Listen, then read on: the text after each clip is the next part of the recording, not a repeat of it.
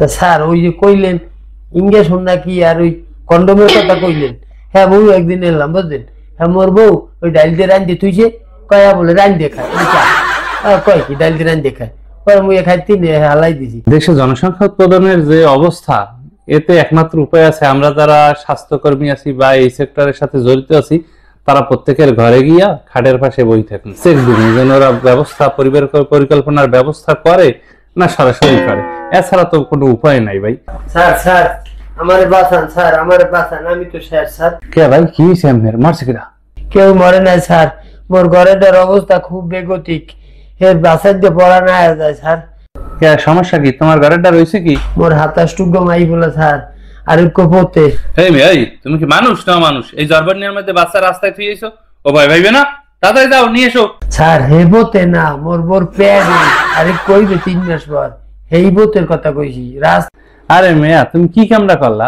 তোমাকে ওপেন নেই মুখ শুরু করবেন নেই তো দেশের এই অবস্থা। বলো এত যদি জনসংখ্যা বাড়াও কি অবস্থা হবে? তুমি তো একটা পুরো হাডু রুটিন খুললে বইছো। এই দেশের জনসংখ্যা বৃদ্ধির জন্য তো তোমরা দায়ী। তোমার ক্ষমতা নাই একটা বাচ্চা পালার, তুমি যে 60টা বাচ্চা হওয়াইছো, আবার একটা বলতেছো পথে আসবে, তুমি এই বাচ্চাকে কি খাওয়াবা কও? এগুলো পড়ালেখা করাতে পারবা? এগুলো চিকিৎসা দিতে পারবা? এগুলো জামা কাপড় দিতে পারবা? তুমি তো কিচ্ছু পারবা না কও। এদের বানাবা কি মূর্খ?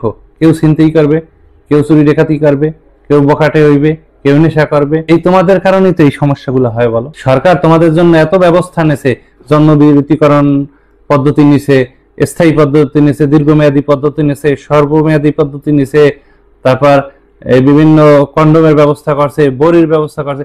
এতগুলো ব্যবস্থার পরও তোমরা এই অশিক্ষিতের মতো কাজগুলা কেমনে করো বলো? এখন হাতের কাছেই বিভিন্ন ধরনের সেবা পাবা। এই যেমন এসএমসি গুলো স্টার নিয়ে আইছে, সমাজে একটা ইনজেকশন 3 মাসে কোনো মানে টেনশন নাই, 3 মাস নিশ্চিন্তে থাকতে পারবা। দাম কত কম, 50 টাকা, 3 মাসে তুমি একেবারে নি টেনশন। তারপর তোমরা এই ভুলগুলা কেন করো বলো? এখনো শুধরাও, সময় আছে। এই যে তোমার বউ, ও বাঁচবে কিনা সেইটাই তো মানে এখন একটা রিস্কের উপর। শুধরাও, যা ভুল করছো এখন মানে সঠিক পথে আসো। এখন তুমি স্থায়ী পদ্ধতি নাও আর বাচ্চা কাচ্চাদের মানুষের মতো মানুষ করার চেষ্টা করো।